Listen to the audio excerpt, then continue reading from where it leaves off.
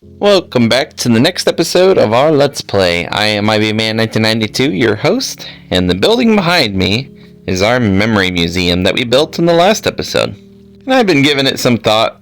Just like you guys, I agree, it does look like a frog, so maybe the ender frogs are just kind of getting into my head, and we're making something that they like too. But let's hop inside and we're going to find out pretty quickly that knowledge is power. So knowledge is power because it grants you the wisdom of your world. And this could apply in other things other than Minecraft. The more you learn about something, the more adept to it that you become, the more creative you become, the more wise you become. Just like that piglin over there being able to walk in sunlight. He adapted. But here's the thing. Imagine that you walk into a museum and there are no books, such as all these lecterns here. Imagine that every book that you look into is actually empty. What would be the purpose of having a museum if it didn't have knowledge in it? Or any type of display? Honestly, it wouldn't be much of a museum. And that's what we're going to be focusing on this episode today.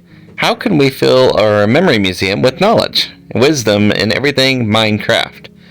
But not just Minecraft. We want to learn about our Pacific world as well. And here's a challenge for you. What do you actually know about plants and vegetation found in Minecraft? What about the monsters and the mobs that you can be located? Biomes and the things and the structures found in them?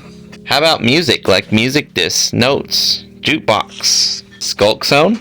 That's kind of an odd one. Think redstone except with sculk sensors. And really, the list goes on and on.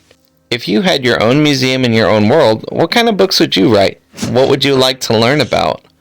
That's the goal with this museum here. These are all kind of things that I want to spend time learning about in Minecraft and maybe improve upon. Obviously, they take time.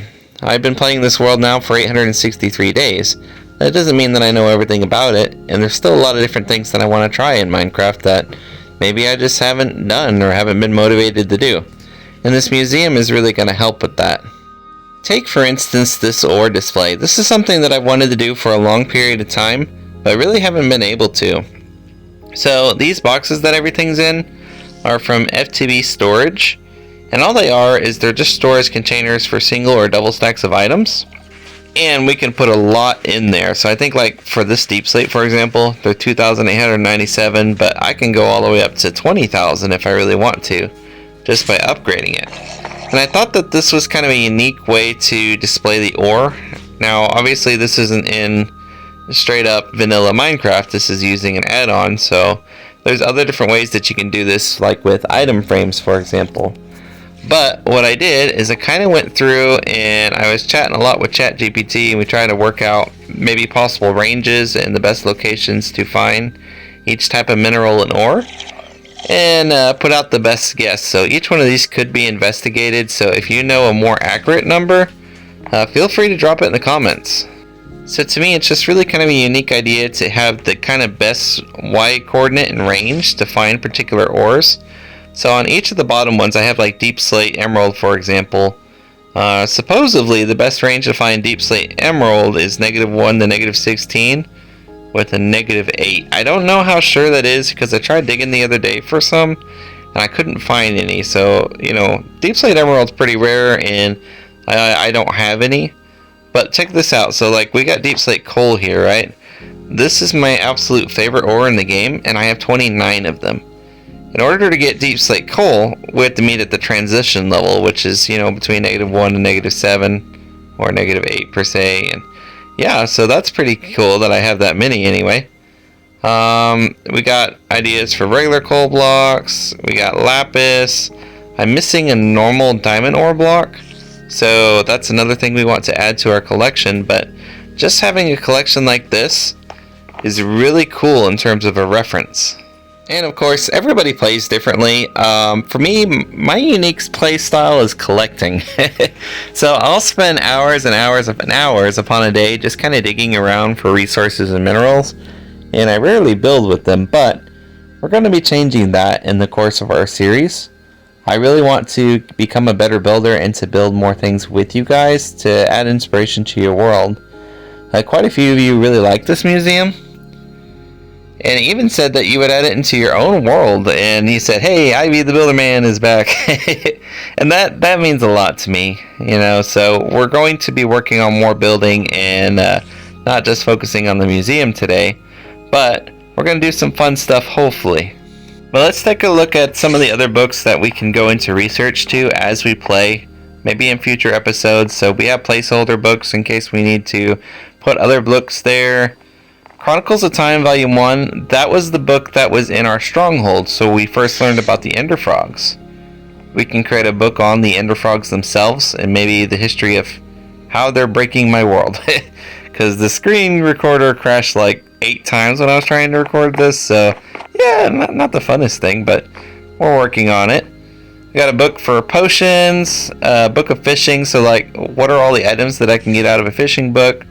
Maybe their rates, or while I'm fishing rather, what I can get out of them. Bows and arrows, so how do I get different tipped arrows and what are they? Books on villagers, so all you guys way down there. We can write books about you guys and even list your names in them, that'd be kind of cool. Aquatic life, so we can talk about drowns, shipwrecks, other stuff like that. Sea pickles. Whatever floats your boat, there you go. We got our dragon egg, which is pretty cool on display. In Bedrock, you can actually get a second one. So for now, I just kind of put turtle eggs over here because I thought they were neat. But we can eventually get another dragon egg and put it on that side as well. The Guide to the Fallen. So that was my first ancient compass that I found there. And I think that's really cool. And I don't know if it will still point to a direction that I died. No, I haven't died in a long time. So either that or I died in the Nether and it may not work very properly. So, cool, if I ever need it, I can come get it, which is nice. The history of the world. So, this is important. Currently, there's nothing written into the book, but what I would really like to do is just get a good reference on how we started our world, and in particular, how our Minecraft game actually began. Because inside the game, it's not a game, it's actually life. So I want to say, okay, well, how did Ivy Man end up where he is? What is the deal with the Ender Frogs? How were the blocks coming about? And different stories and legends and myths behind them. So as we gain more information in doing research, we can put it in the book. And I think that's really cool to have and to see, reflect upon. And then we got creative items. So like my first ominous potion, I just named it Nightshade Tea. Nightshade is pretty dangerous to drink, in fact fatal. So yeah, I don't want to drink that, but it's there. I don't know if this is something that you guys have ever considered in your world, but I got a wall of retired tools. So these are all pickaxes that can't be repaired anymore because they're too expensive to repair. So I got Prize Sifter number 6. I have Superior Collector 5. And I have Block Phaser 6. So the 5 and the 6, they're all representative of how many times I've repaired them. And sometimes, like, if you have a lot of enchantments on it, eventually it gets to the point where you just can't put any more enchantments in terms of levels or just fixing them. So rather than just let them break, I am choosing to display them. So that's pretty cool to me. But this is really neat. So what I want to do is I have fashion and protection. So I would like to make a book here of all the armor trims in the game and the different kinds of armor that we can get. So right now I'm missing the netherite one, which is okay. But I think this is pretty cool. Like, look at that shiny gold armor up there. Can you imagine what that would look like if it had armor trim on it that was maybe resin color? I could look like lava or something. But I'm really proud of the gold armor in particular. I like the way it looks. I think it represents the world pretty well, especially since I can spend a lot of time in the nether in my free time. I personally wear the blue diamond armor.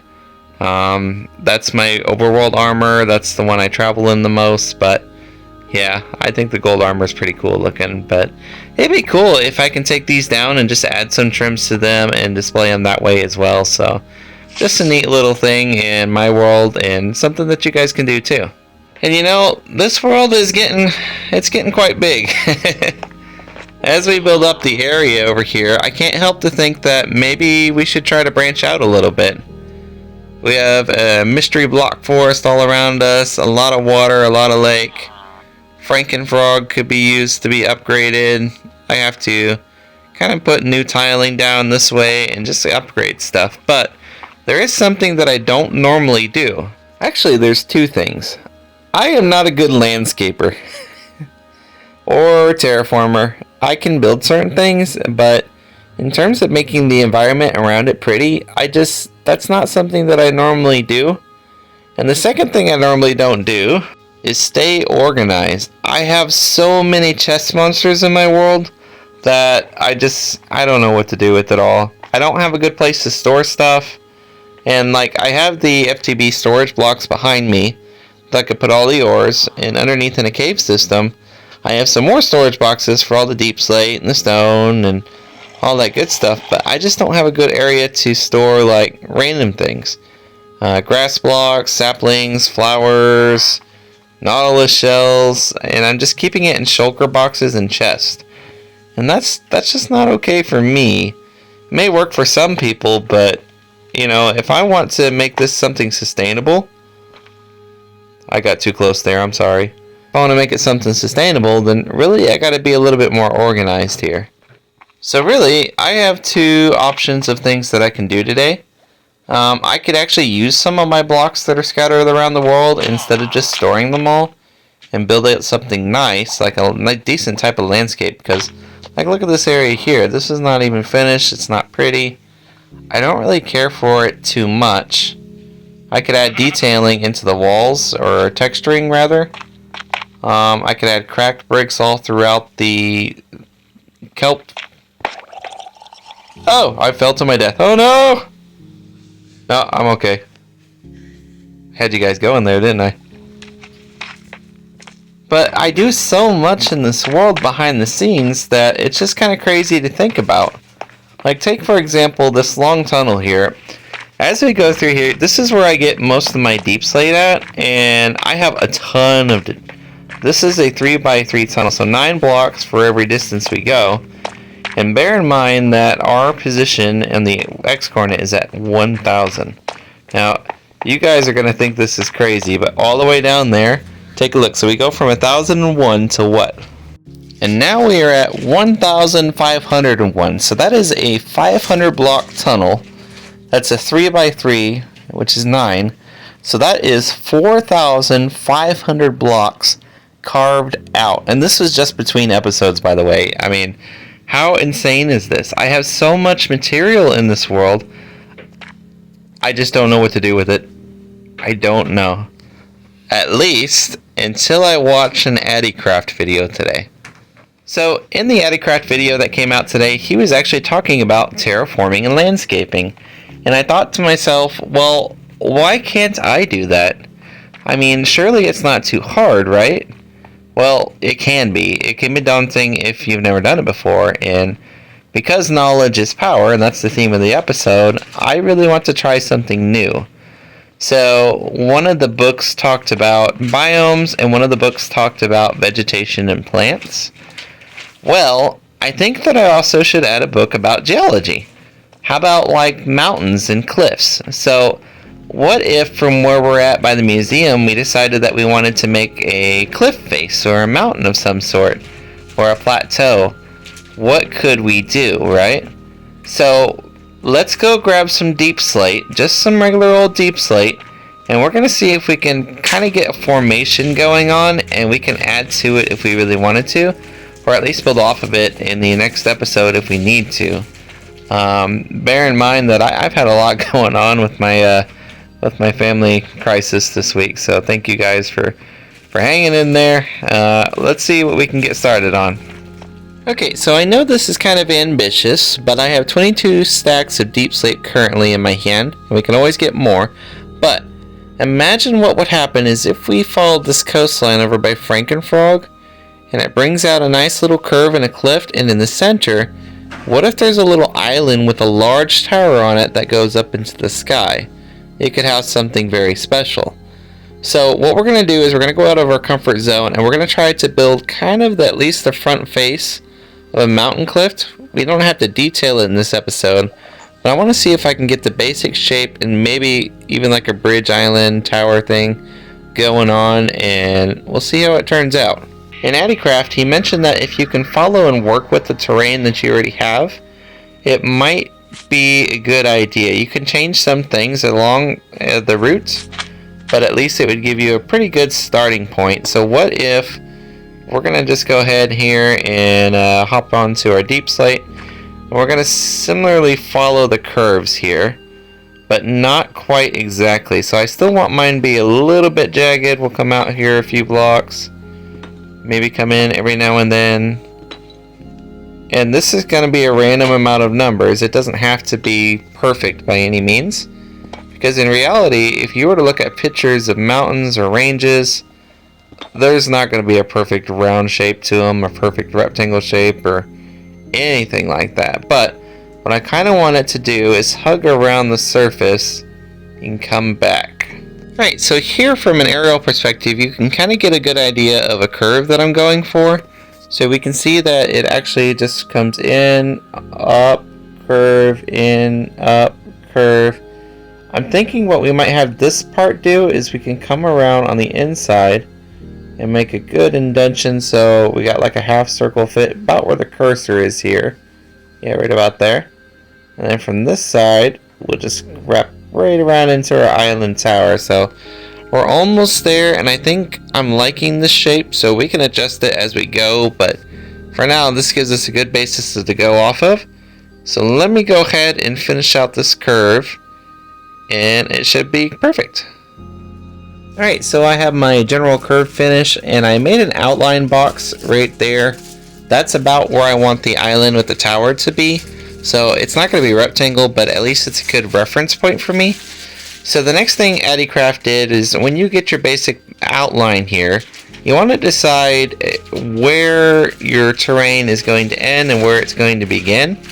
So what I'm thinking that we'll do is, now that we know that this is about where the island is, and it's going to kind of jut out a little bit, what if we bring it in and we curve it just to match this terrain? So we're going to match up on the back side here, and it looks like the terrain is pretty much all built for us. We just have to match its height. So let's go ahead and do that now. Alright, so now we can kind of see our basic shape of our mountain outline that we want to do, our cliff face. So now we have to figure out where are we going to peak at in different areas. Do we want it flat? I'm kind of thinking that flat might look nice if it matches like the upper terrain over here where the grass is. So we can decide on several levels of what we want to do. But I think the first thing we should do is we should make some kind of like the vertical sides. So you can see that like right up here in this mountain, it's sloped up to a certain angle. We don't have to match this angle exactly per se, but we have to have at least some type of, I don't know what you would call it, like some type of drift into it to get us a good idea. So let's do that now. Okie dokie, so we have our kind of basic wireframe going on here. You can see that it's going to be kind of a plateauish mountain peak cliff area thingy, similar to what's over on that. I just tried to follow the basic outline as I can. And bear in mind that I have not really done this before. I did it like one time in a creative world 2 or 3 years ago, so yeah, this is pretty much new to me. But the next step that we want to do is we want to try to create our mountain form. So right in between each of the lines, we need some vertical steps to bring them up, right? Or to drift them in. So let me go ahead and add those now. Alright guys, I gotta say that this is turning out really good. I love this. I'm like, oh, I don't know what to make of it, but kind of like a dark island cliff thing, but I don't know. I really like how this is looking. So I gotta finish up the bottom rings, and then I'll add the next rings, and we'll plateau on the top. And let's see what that turns out to be, because this is turning out pretty well so far. At least I think so. So let's get back to it. Alright, and there is our mostly finished project. I think this turned out really well. Like, I'm very surprised, and like I said, this is, other than like 2 years ago, this is really my biggest, like, I don't know, terraforming project that I've ever done. And it's not even nearly complete, so this is just the base.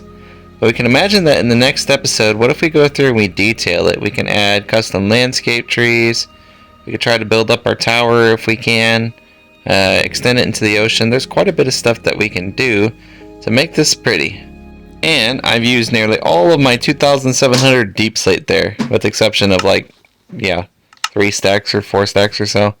But this has been super fun. And like we said at the outset of the video, knowledge is power. Don't be afraid to try new things. And when it comes to museum builds and stuff like that, make it your own. You can add unique books, so as I include books about maybe geology or biomes, I could mention this landmass. What's the story behind it? Why is it here? What's the biome of it, It's just going to be fun. So I hope that this inspired you to venture out and do something creative in your own world. And thank you so much for everything and so much for your support and watching. Wherever you are, have a great day, have a great night, and I will see you in the next episode.